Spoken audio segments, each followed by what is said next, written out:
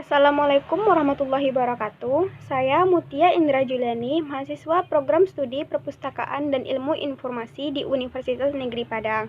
Tugas ini merupakan tugas intisari artikel mata kuliah Perencanaan dan Desain Perpustakaan dosen Bapak Habibur Rahman, SPDI MA, dengan judul artikel Perpustakaan dan Pustakawan Era Revolusi Industri 4.0 Perspektif Perpustakaan Perguruan Tinggi oleh Abdul Rahman Saleh, Pustakawan Ahli Utama Institut Pertanian Bogor.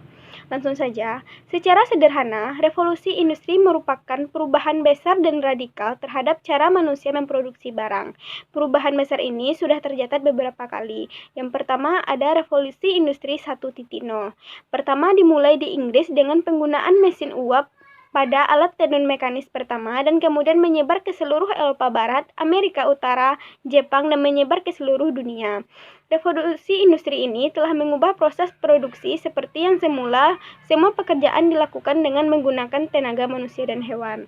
Yang kedua ada revolusi industri 2.0.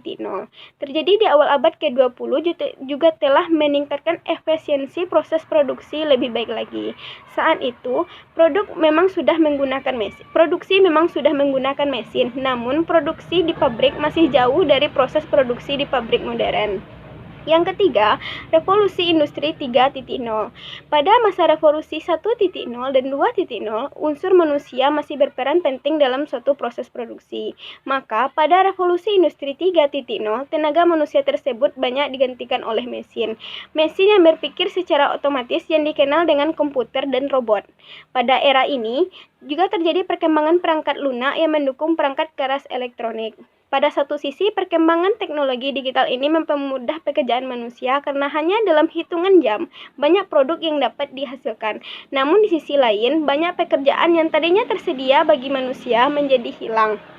Dan revolusi sekarang yaitu revolusi 4.0 yang menerapkan konsep otomatisasi yang dilakukan oleh mesin tanpa memerlukan tenaga manusia dalam penerapannya, di mana hal tersebut merupakan hal vital yang dibutuhkan oleh para pelaku industri demi efisiensi waktu, tenaga kerja, dan biaya. Ada 4 hal penting yang menandai perkembangan industri 4.0. Yang pertama, cyber physical system, yang kedua Internet of Things, yang ketiga komputasi awan, dan keempat komputasi kognitif. Era revolusi 4.0 ini terjadi pada masa di mana internet menjadi suatu keniscayaan. Internet menjadi sesuatu yang harus digunakan sehari-hari. Generasi yang hidup pada masa ini disebut dengan generasi milenial atau orang menyebutnya dengan generasi Y. Generasi ini generasi yang lahir pada rentangan tahun 1980 sampai 1990 atau pada awal tahun 2000-an. Seperti yang disebutkan di atas, pada era revolusi industri akan banyak berdampak kepada profesi. Salah satu pekerjaan yang tidak akan terpengaruhi oleh teknologi 4.0 adalah pekerjaan yang bersifat personal dan memerlukan pemikiran. Jenis pekerjaan konvensional di perpustakaan antara lain ada pengadaan bahan pustaka, pengelolaan bahan pustaka, pancak atau legisasi, pelayanan perpustakaan, dan 5 layanan referensi.